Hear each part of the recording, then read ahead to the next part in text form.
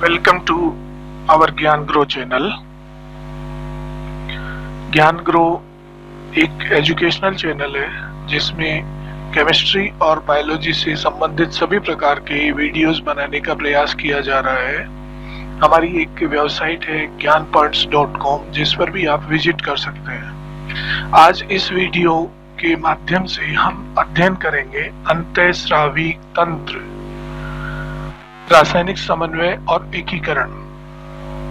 तंत्रिका तंतुओं द्वारा शरीर की सभी क्रियाओं का तंत्रिकाएं नहीं होने के कारण रासायनिक क्रियाओं के लिए तथा निरंतर नियमन के लिए एक विशेष प्रकार के समन्वय की आवश्यकता होती है। यह कार्य हार्मोन द्वारा संपादित किया जाता है। तंत्रिका तंत्र तथा अंतःस्रावी तंत्र मिलकर शरीर की क्रियात्मक कार्यों का समन्वय और नियंत्रण करते हैं। तंत्रिका समन्वय एवं अंतःस्रावी समन्वय में अंतर।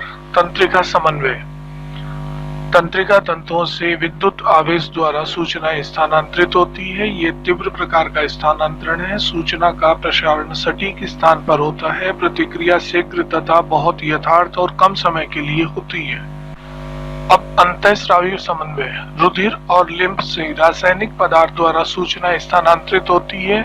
यह धीमे प्रकार का स्थानांतरण है। सूचना का प्रसारण फैला हुआ होता है। प्रतिक्रिया धीमी, सामान्यतः फैली हुई और लंबे समय के लिए होती है। अंतःस्रावी तंत्र तथा इसकी कार्य प्रणाली के अध्ययन को एंडोक्राइनोलॉजी कहते हैं। अंतःस्रावी विज्ञान का जनक थॉमस एडिसन है। अंतःस्रावी ग्रंथियां, जो ग्रंथियां अपने श्रवण को सीधे रक्त में मुक्त करती है, अंतःस्रावी ग्रंथियां कहलाती है। अंतःस्रावी ग्रंथियों से स्रावित हार्मोन सीधे रक्त में मुक्त किए जाने वाले रसायन को कहते हैं। हार्मोन का कार्य उत्तेजित करना है। हार्मोन को प्राथमिक सूचना वाहक या रासायनिक संदेश वाहक भी कहते हैं। संगठित और असंगठित अंतःस्रावी ग्रंथियां। संगठित अंतःस्रावी ग्रंथियां जहां हार्मोन उत्पादक कोशिकाएं गुच्छे में या उत्तक के रूप में होती है। उदाहरण के लिए पीयूष ग्रंथि, अग्नाशय ग्रंथि, पैराथायराइड ग्रंथि, पीनियल ग्रंथि, थायराइड ग्रंथि, एड्रिनल ग्रंथि, जनक जिसमें अंडाशय और वृषण होते हैं। असंगठित अंतःस्रावी ग्रंथि जहां हार्मोन उत्पादक कोशिकाएं वितरित रूप से उपस्थित होती है। उदाहरण के लिए यकृत, वृक्क, जठरांत्र, हृदय आदि। इस चित्र में अंतःस्रावी ग्रंथियों द्वारा स्रावित हार्मोन और अंतःस्रावी ग्रंथियों की स्थितियां शरीर में प्रदर्शित की गई है। हार्मोन की रासायनिक प्रकृति के अनुसार हार्मोन एमिनो अम्ल व्युत्पन्न लघु पेप्टाइड, दीर्घ पेप्टाइड, ग्लाइकोप्रोटीन, स्टेरॉइड्स प्रकार के होते हैं।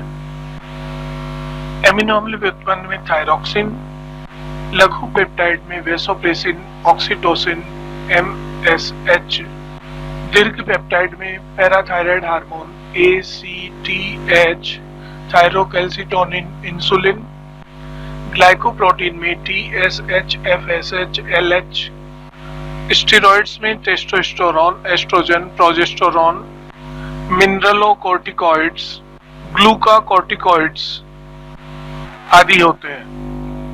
अब हम बात करते हैं ग्रंथियों की। हाइपोथैलेमस, फर्स्ट ग्रंथि हाइपोथैलेमस। चित्र में प्रदर्शित स्थिति के अनुसार हाइपोथैलेमस डाइनसेफ्लॉन का आधार भाग अग्र मस्तिष्क में स्थित होती है। हाइपोथैलेमस में हार्मोन उत्पादन करने वाली कई तंत्रस्रावी कोशिकाएं होती है जिन्हें न्यूक्ली कहते हैं। ये हार्मोन पीयूष ग्रंथि से स्रावित होने वाले हार्मोन के संश्लेषण एवं श्रवण पर नियंत्रण करते हैं। पीयूष ग्रंथि चित्र के अनुसार इसकी स्थिति अस्थि गुहा, जिसे सेला टार्सिका कहते हैं, में पीयूष ग्रंथि उपस्थित होती है। यह एक छोटे व्रंत की सहायता से जुड़ी रहती है जिसे इनफंडिबुलम कहा जाता है। पीयूष ग्रंथि के 3 भाग होते हैं, अग्र, मध्य और पश्च। अग्र पीयूष ग्रंथि को कई हाइपोथैलेमिक हार्मोन नियंत्रित करते हैं जो निवाहिता परिवहन तंत्र द्वारा पीयूष ग्रंथि तक पहुंचते हैं। पीयूष ग्रंथि द्वारा स्रावित हार्मोन इस प्रकार है: growth hormone, somatotropic hormone, short में GH और STH, prolactin, lactotropic hormone, short में PRL, LDH, adrenocorticotropic hormone ACTH, thyrotropic hormone STH, follicle stimulating hormone FSH, luteinising hormone LH। अग्र पीयूष ग्रंथि के हार्मोन: नंबर 1 वृद्धि हार्मोन, शॉर्ट GH और STH, अस्थि, उपास्थि व कोमल उत्तकों जैसे पेशी और यकृत की वृद्धि को प्रेरित करना तथा प्रोटीन, वसा व कार्बोहाइड्रेट के उपापचय को प्रेरित करना है। वृद्धि पर प्रभाव: अस्थियों की लंबाई को बढ़ाता है, समसूत्री विभाजन को प्रेरित करता है, पेशियों व उपास्थियों की वृद्धि को प्रेरित करता है। उपापचय पर प्रभाव: वसा, वृद्धि हार्मोन वसा उत्तकों में लिपिड का ऑक्सीकरण को बढ़ाता है। वृद्धि हार्मोन के कारण प्रोटीन, कार्बोहाइड्रेट की जगह वसा को ऊर्जा के लिए उपयोग में लाया जाता है। कार्बोहाइड्रेट: वृद्धि हार्मोन के कारण कोशिकाओं में ग्लूकोज का ऑक्सीकरण कम होता है। प्रोटीन: वृद्धि हार्मोन कोशिका में लगभग सभी एमिनो अम्ल के लिए पारगम्यता को बढ़ाता है। एमिनो अम्ल की अधिकता के कारण अधिक प्रोटीन का निर्माण होता है। कमी के प्रभाव: अल्प विकास व शरीर की वृद्धि रुक जाने के कारण शरीर छोटा, जिसे बोनापन कहते हैं, रह जाता है। इसमें बुद्धिमत्ता और जागरूकता सामान्य होती है, परंतु जनन परिपक्वता देरी से आती है।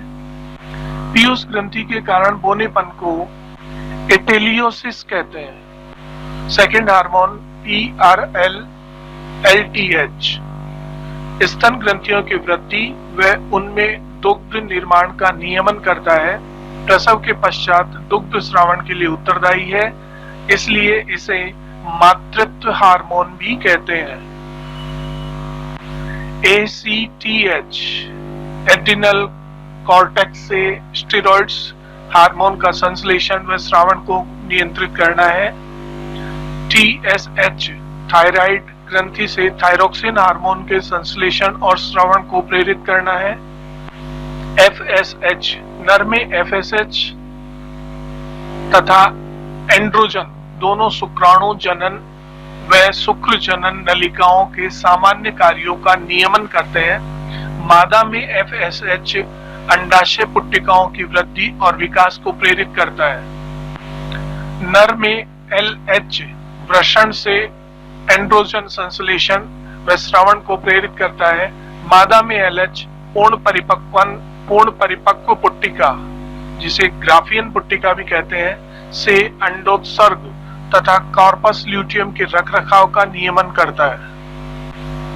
MSH मानव में MSH अग्रपिंड द्वारा स्रावित होता है। यह त्वचा के रंग को नियंत्रित करता है।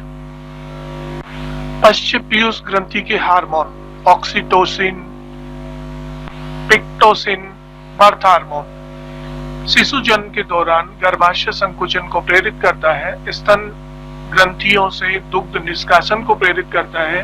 नर में जनन मार्ग की अरेखित पेशीय संकुचन को प्रेरित करता है। वैसोप्रेसिन, पिट्रेसिन, ADH वैसोप्रेसिन मुख्यतः वृक्क की दूरस्थ कुंडलित नलिकाओं से जल की पुनरावशोषण को प्रेरित करता है, जिससे मूत्र के साथ जल का ह्रास कम होता है। अतः इसे एंटी डाईयूरेटिक हार्मोन ADH कहते हैं। शेष ग्रंथियां अगले भाग में अध्ययन करेंगे। धन्यवाद।